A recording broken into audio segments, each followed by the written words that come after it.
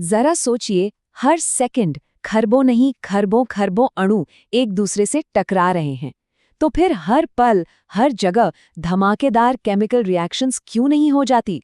आज हम इसी रहस्य से पर्दा उठाने वाले हैं कि आखिर क्यों ज्यादातर आणविक मुलाकातें पूरी तरह से नाकामयाब हो जाती हैं।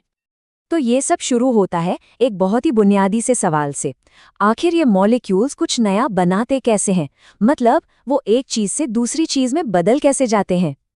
पहली नजर में तो इसका जवाब बड़ा आसान लगता है ना। भाई मॉलिक्यूल्स बस एक दूसरे से टकराते हैं, आखिर और कैसे ही वो आपस में रिएक्ट करेंगे।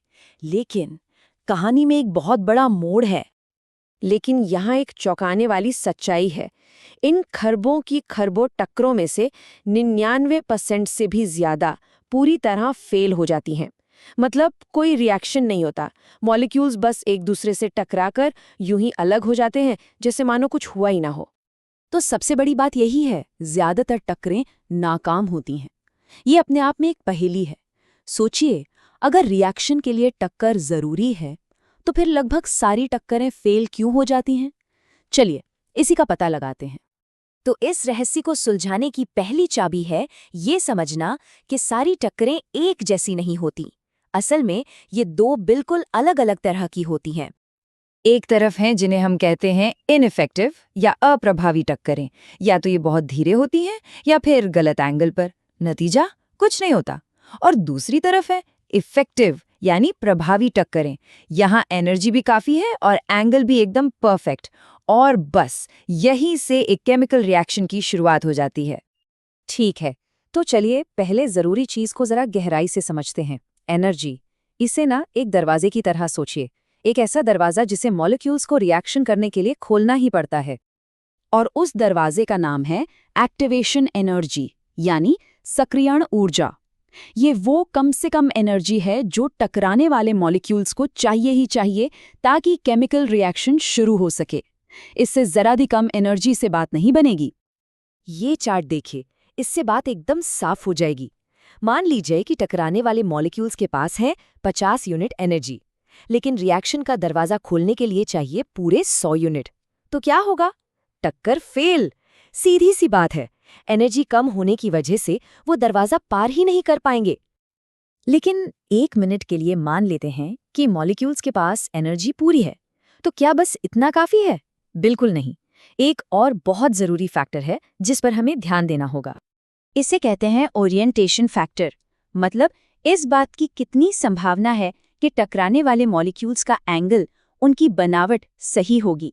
बात सिर्फ टकराने की नहीं है, बात है सही तरीके से टकराने की। ये जो लाइन है ये पूरी बात को एकदम सही तरीके से बताती है। एनर्जी ही सब कुछ नहीं है। अगर मॉलिक्यूल्स सही एंगल पर नहीं टकराते तो फिर चाहे वो कितनी भी जोर से टकराएं, कोई रिएक्शन नहीं होने वाला। तो अब हमारे पास पहेली के दोनों टुकड़े हैं, एनर्जी और ओरिएंटेशन।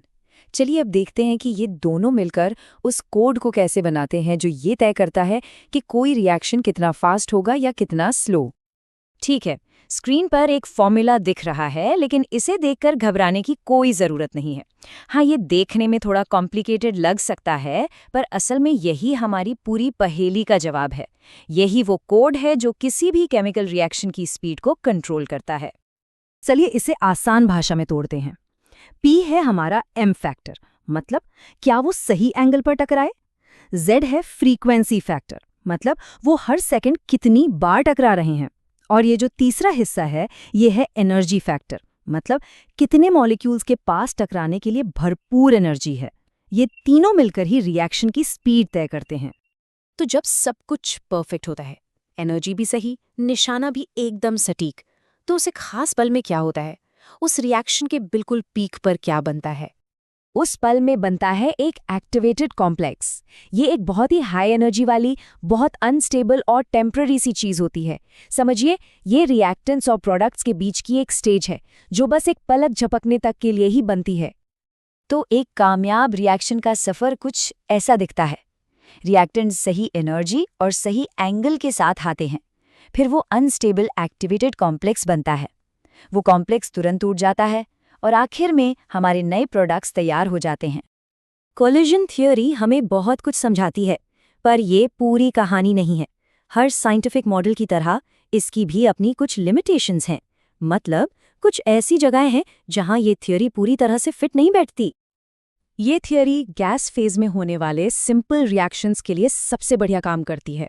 लेकिन जैसे ही रिएक्शंस कॉम्प्लेक्स होते हैं या कई स्टेप्स में होने लगते हैं तो ये उतनी सटीक नहीं रहती। मतलब ये एक शानदार स्टार्टिंग पॉइंट है, लेकिन ये केमिस्ट्री की पूरी किताब नहीं है। और ये सब हमें एक बहुत ही गहरे सवाल पर लाकर छोड़ देता है। अगर मॉलिक्यूलर लेवल पर कामयाबी इतनी मुश्किल है, अगर ज्यादातर टक्करें फेल ही हो जाती हैं, तो ये हमारे चारों ओर की इतनी कॉम्प्लेक्स दुनिया के बारे में क्या बताता है? हमारे शरीर से लेकर आसमान के तारों तक हर चीज को बनाने के लिए जिस और विश्वसनीय सटीकता की जरूरत पड़ी होगी, वो वाकई हैरान कर देने वाली है। इस पर सोचिएगा जरूर।